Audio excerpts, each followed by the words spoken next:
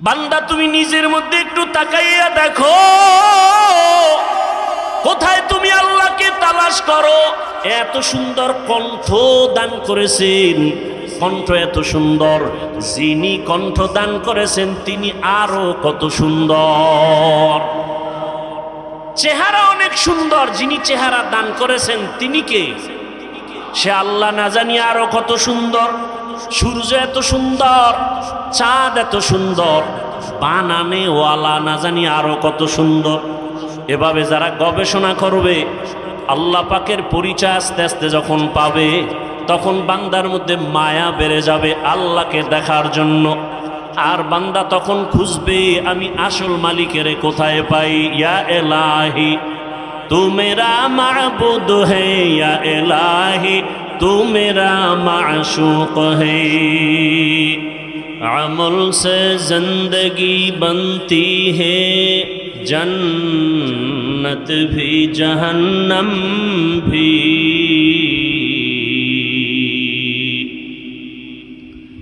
अमल से जिंदगी बनती है, जन्नत भी जहन्नम भी। ये खाके अपनी फितरत में न नूरी है न नारी। ये खाके अपनी फितरत में न नूरी है न नारी। अमाल ये जन्नत की हमरा, इखलास के अमाल ये जन्नत के हमरा। परहेज के मकासद है जो तक़वा से हासिल मंद। परहेज के मकासद है जो तक़वा से हासिल मंद। बेगैर जो अमाल हो इखलास व तक़वा, बर्बाद तेरे जिंदगी ए होश नज़रमंद। बर्बाद तेरे जिंदगी आए होश नज़रमंद। ला इलाहा इल्लल्लाह, ला इलाहा इल्लल्लाह, ला इलाहा इल्लल्लाह, ला इलाहा इल्लल्लाह मुहम्मदुर रसूलुल्लाह।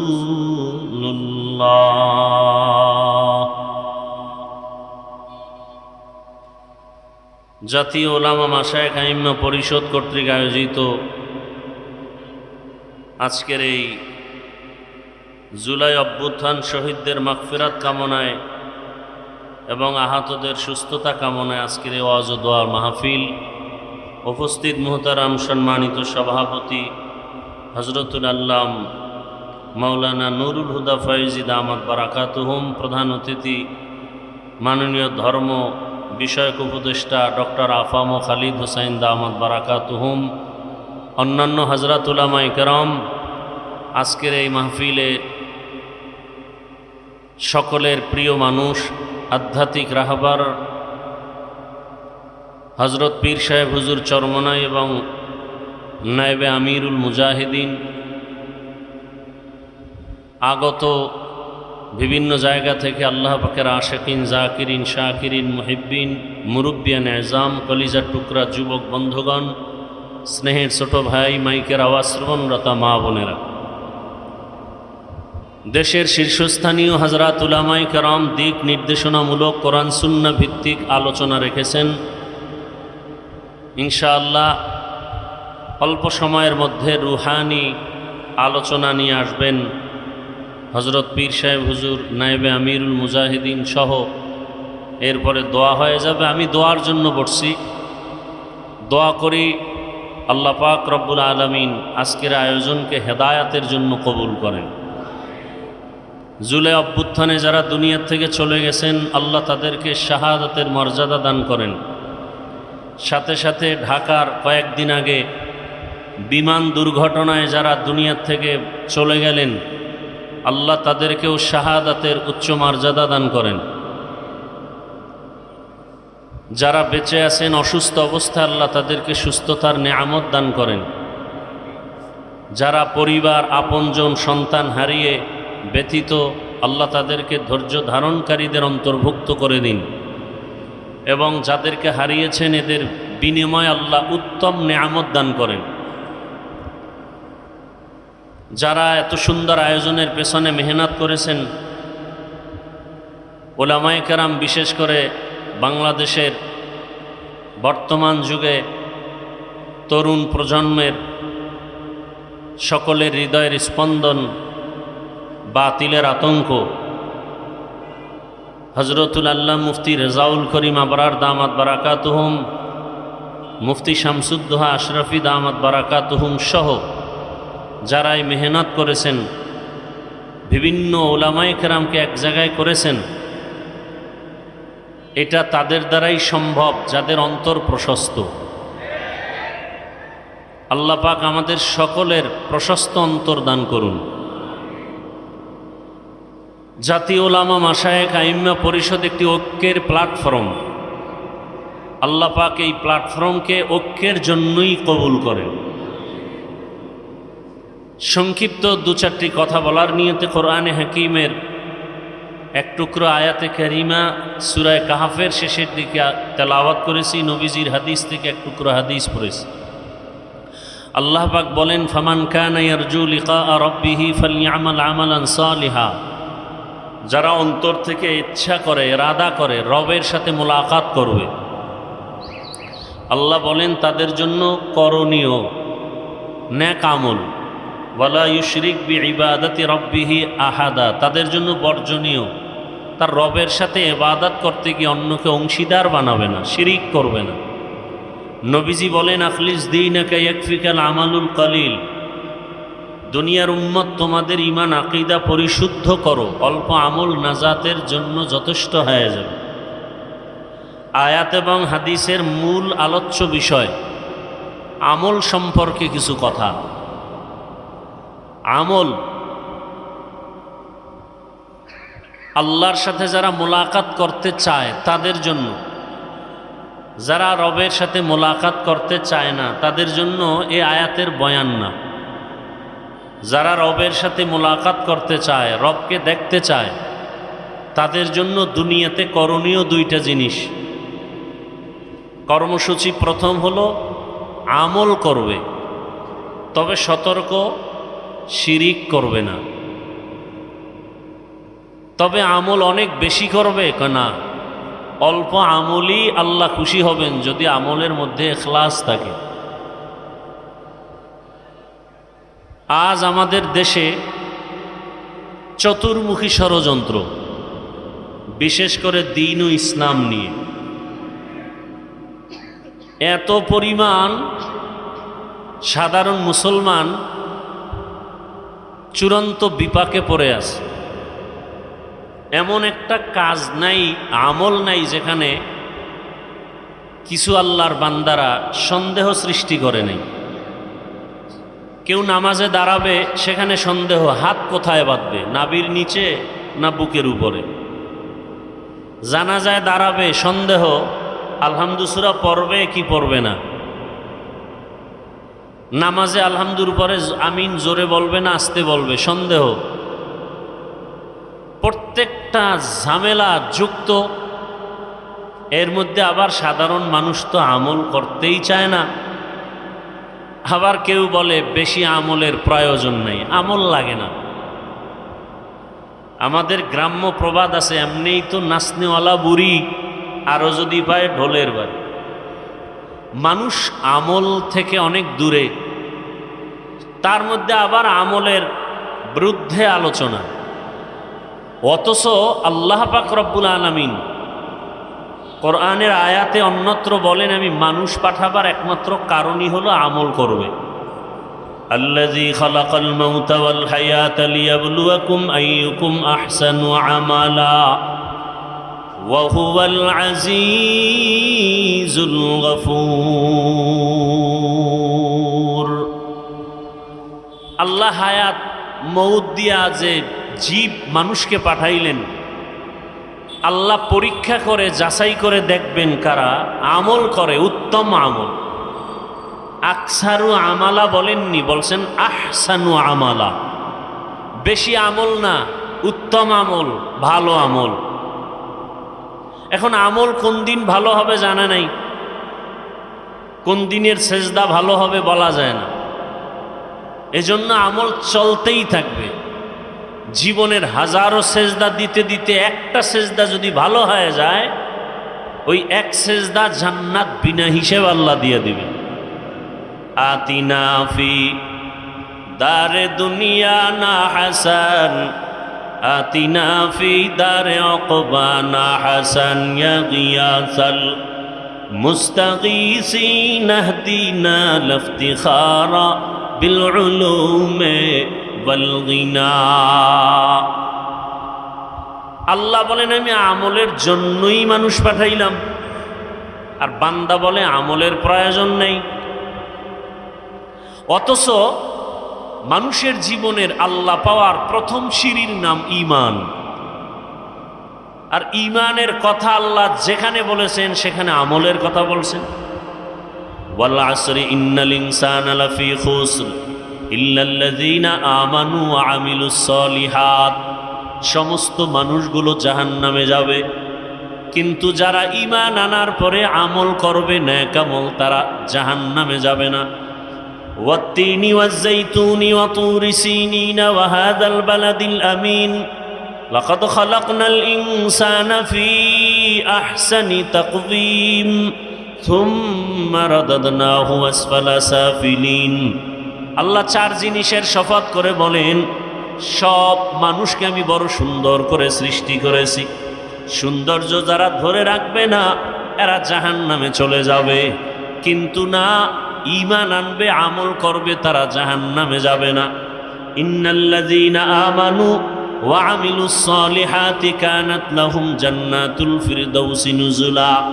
আল্লাহ বলেন জান্নাতের মধ্যে সর্বোত্তম জান্নাত জান্নাতুল ফিরদাউস। আমি আল্লাহ তাদেরকে জান্নাতুল ফিরদাউস দান করব যারা ঈমান আনার পরে নেক আমল করবে। তাহলে আমলের প্রয়োজন আছে না নাই? আবার এই আমল সময় খুবই কম। এই আমল আবার দুই ভাগে ভাগ করা, নেক আমল আর বদ আমল। নেক আমল আর বদ আমল। কথা বলতে এক তো সময় কম, দ্বিতীয় সামনে আবার মিডিয়ার অনেক পর্দা লাগানো। এখন আমি মনে হয় কবরস্থানের দিকে অন্ধের মতো কথা বলতেছি, তো আপনারা আওয়াজ দিয়েন। মনে হয় পর্দার আড়াল থেকে আমি কথা বলবো, আপনারা আওয়াজ দিলে বুঝবে এখানে মানুষ আছে। বুঝেন না কথা? তাহলে আমল দুই ভাগে ভাগ করা, নেক আমল আর বদ আমল। নেক আমল কি? ফরজ, ওয়াজিব, সুন্নাত, মুস্তাহাব, সুন্নাতে জায়েদা, মুআক্কাদা, ফরজে আইন, ফরজ আলাল কিফায়া। বদ আমল কি? হারাম, নাজায়েজ, মাকরু, তাহরিমি, তানজি, শিরক, বিদআত, কুফর, গুনাহে সগীরা, কবিরা, এগুলো সব বদ আমল। আবার এই বদ আমলও দুই ভাগে ভাগ করা, ফাহশা আর মুনকার। ইন্নাস সালাতা তানহা আনিল ফাহশাই ওয়াল মুনকার ওয়ালা যিকরুল্লাহি আকবার।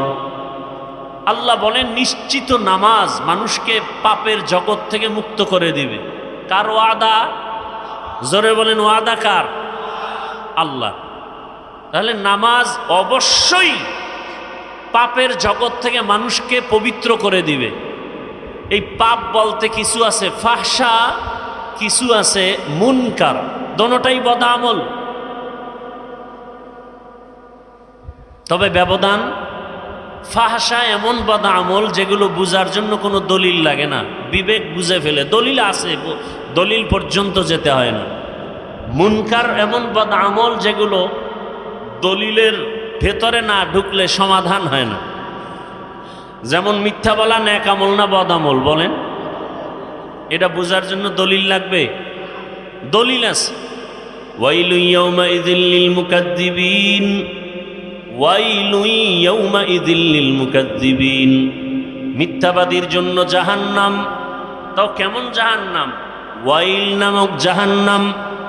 জাহান্নামের স্তরের মধ্যে মারাত্মক ভয়ঙ্কর জাহান্নাম হলো ওয়াইল নামক জাহান্নাম। মারাত্মক। জান্নাতের মধ্যে শ্রেষ্ঠ জান্নাত জান্নাতুল ফেরদাউস, আর ভয়ঙ্কর জাহান্নাম ওয়াইল। কার জন্য কয়? মিথ্যা যারা বলে তাদের জন্য, মিথ্যাবাদীর জন্য ওয়াইল নামক জাহান্নাম। আর কার জন্য?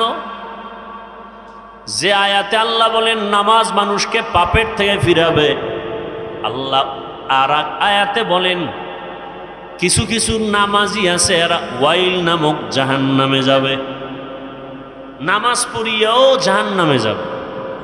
আরাআইতাল্লাযী ইউকাযযিবু বিদ্দীন ফাযালিকাল্লাযী ইয়াদউল ইয়াতীম ওয়া লা ইয়াহুদ্দু আলা তাআমিল মিসকিন। এরপরে কি? ফাওয়াইলুল লিল মুসাল্লিন। মুসল্লি যারা নামাজি এদের জন্য ওয়াইল নামক জাহান্নাম। তাহলে নামাজি মুসল্লি ওয়াইল নামক জাহান্নামে যাবে। কোন নামাজি মুসল্লি? বড় কঠিন ব্যাপার। নামাজ মানুষকে পাপ থেকে ফিরাবে, বিনা হিসাবে জান্নাতে যাবে, আর সেই নামাজ মানুষকে ওয়াইল নামক জাহান্নামে নিবে। কঠিন ভয়ঙ্কর জাহান্নাম, ওয়াইল নামক জাহান্নামে। আর কারা যাবে?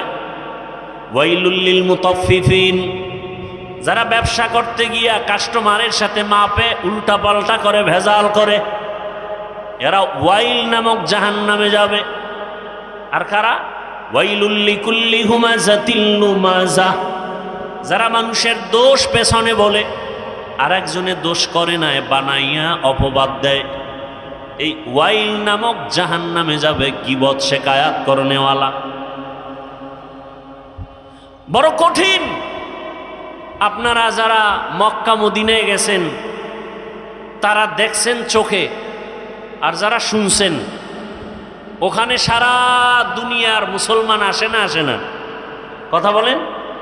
ওখানে আসে সব লাইনের মুসলমান। বলে কেমন? কয়েকজনে কেবলার দিকে পাও দিয়া ঘুমাইছে, একামত হয়ে গেছে, নামাজে দাঁড়ায় গেছে, অজু টজু আর লাগে নাই, দিল পরিষ্কার, কিসের অজু,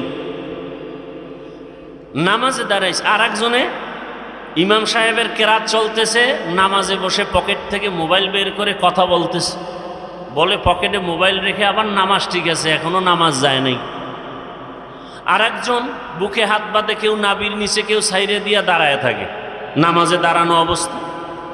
আর একজন দেখলাম সেজদায় যাওয়ার সময় পকেট থেকে একটা কাঠের টুকরা বের করে কপালের নিচে দিছে। ইবলিস সেজদা দিয়া জমিন নাপাক করছে, অতএব ওই জমিনে কপাল ঠেকাই কেমনি? এটা কাঠের টুকরা বের করে।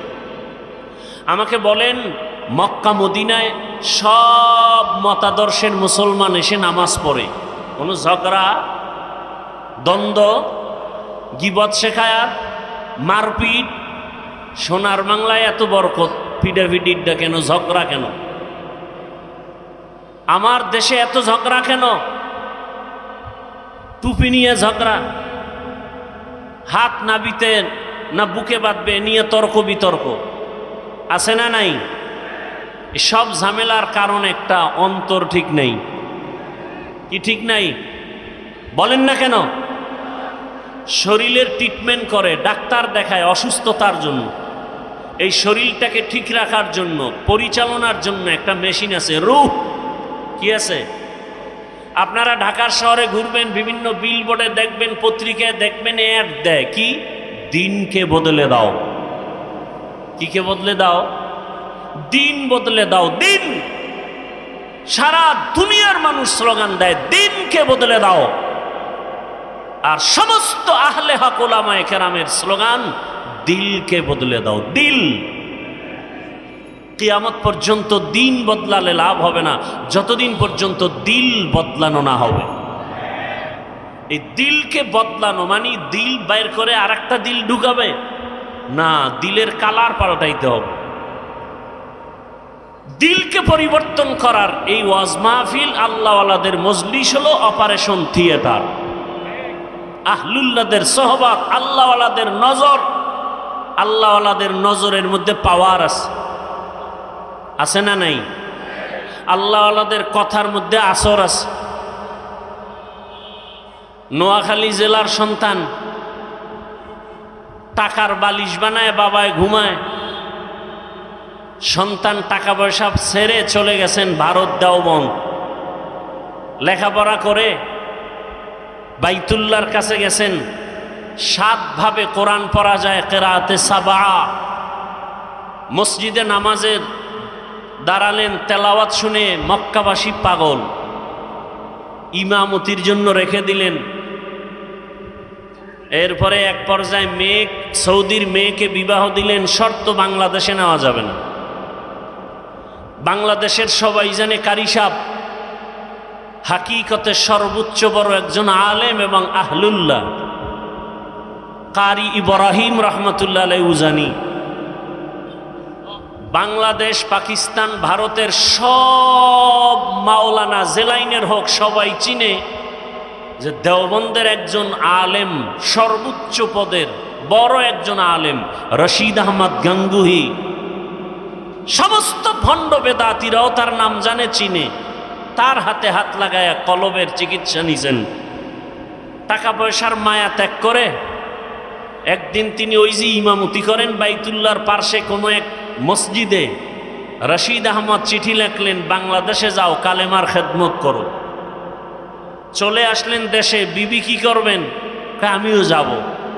বাবা মায়ের অনুমতি নিয়ে আসলেন। নোয়াখালীর জমিন বাদ দিয়া চাঁদপুর জেলার কচুয়া থানা উজানির জমিনে বিশাল বড় জঙ্গল ঢুকলেন। গিয়ে দেখেন জঙ্গলের ভেতরে একটা গম্বুজ, গম্বুজের ভেতর একটা বাঘ তার বাচ্চাকে দুধ পান করায়। কারি ইব্রাহিম বললেন, বাঘ বনি আদম এখানে আসছে, তুমি তোমার গন্তব্যে চলে যাও। বলা মাত্র বাচ্চা কাঁধে নিয়ে বাঘ রওয়ানা। কোথায়? কুমিল্লা জেলার একটা থানা আছে লালমাই। লালমাই থানায় একটা পাহাড় আছে যেটাকে এখনো লালমাই পাহাড় বলে। বাঘ সেখানে চলে গেল। এখন প্রশ্ন, কারি সাহেবের কথা বাঘ শুনে এটা কেমন কথা?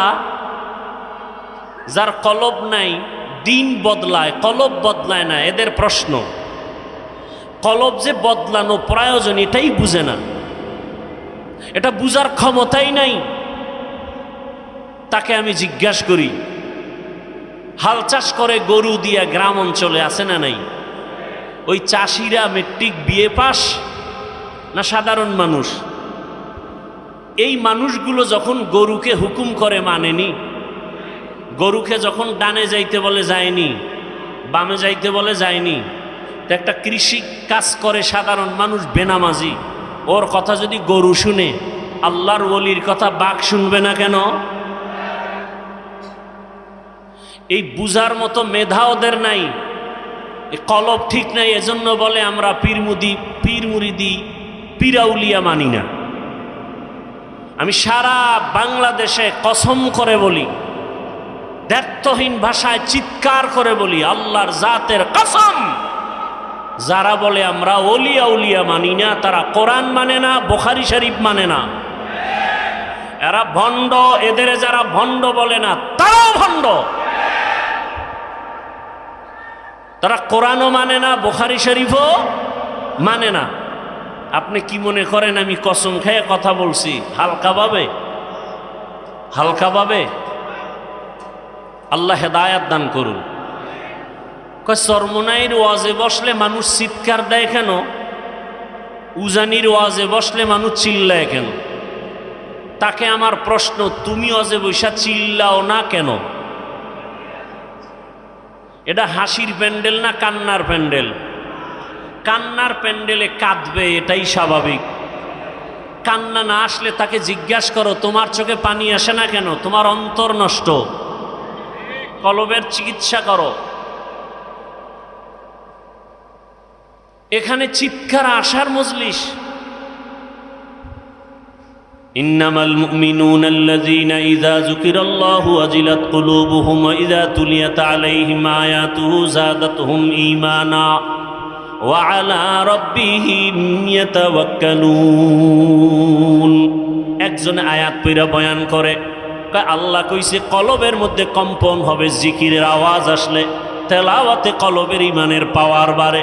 তাহলে কলবের মধ্যে কম্পন হবে, শরীর লাফায় কেন? প্রশ্ন সেখানে আবার, কেন? দিল ঠিক নাই। ভূমিকম্প হয়নি সোনার বাংলায়? যারা জানেন তারা বলেন, ভূমিকম্প যে হয় ঢাকার কোনো এক জায়গায় বা নেপালে ভূমিকম্প হয়েছে বা কক্সবাজারে হয়েছে, ঢাকার শহর কাঁপে না কাঁপে না? কাঁপে। কক্সবাজারের ভূমিকম্প হলে ঢাকা কাঁপে কেন?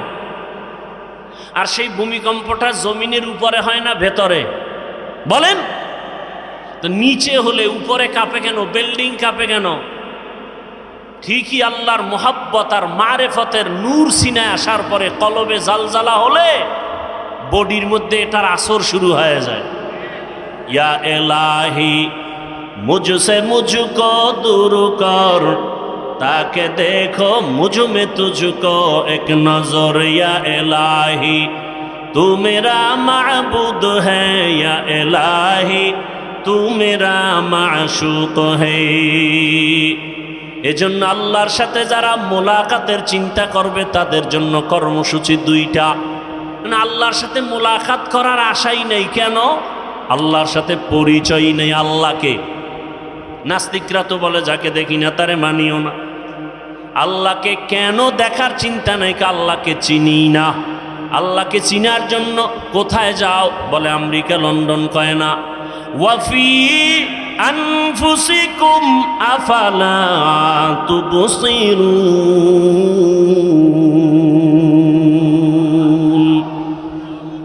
বান্দা তুমি নিজের মধ্যে একটু তাকাইয়া দেখো, কোথায় তুমি আল্লাহকে তালাশ করো। এত সুন্দর কণ্ঠ দান করেছেন, কণ্ঠ এত সুন্দর, যিনি কণ্ঠ দান করেছেন তিনি আরো কত সুন্দর। চেহারা অনেক সুন্দর, যিনি চেহারা দান করেছেন তিনি কে?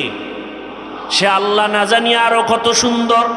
সূর্য এত সুন্দর, চাঁদ এত সুন্দর, বানানে ওয়ালা না জানি আরো কত সুন্দর। এভাবে যারা গবেষণা করবে আল্লাহ পাকের পরিচয় আস্তে আস্তে যখন পাবে, তখন বান্দার মধ্যে মায়া বেড়ে যাবে আল্লাহকে দেখার জন্য। আর বান্দা তখন খুঁজবে আমি আসল মালিকের কোথায় পাই। ইয়া এলাহি তু মেরা মাবুদ হে, ইয়া এলাহি তু মেরা মাশুক হে। আল্লাহকে পাওয়ার জন্য অন্তর তৈরি হয়ে যাবে। কেন আমরা বুঝি না? আল্লাহকে চিনি না। চিনার জন্য আল্লাহ ওয়ালাদের কাছে যেতে হবে। আল্লাহ পাকের এই মজলিস, আল্লাহ ওয়ালাদের মজলিস, আল্লাহ পাকের কুদরতি আলোচনার এই মজলিসে বসলে আল্লাহর পরিচয় লাভ হয়। এজন্য আল্লাহর পরিচয় লাভ করার জন্য আল্লাহর মুলাকাতের তামান্না অন্তরে তৈরি করে আল্লাহ আমাদেরকে দান করুন। আমিন। ওয়া আখিরু দাওয়ানা আনিল হামদুলিল্লাহি রাব্বিল আলামিন।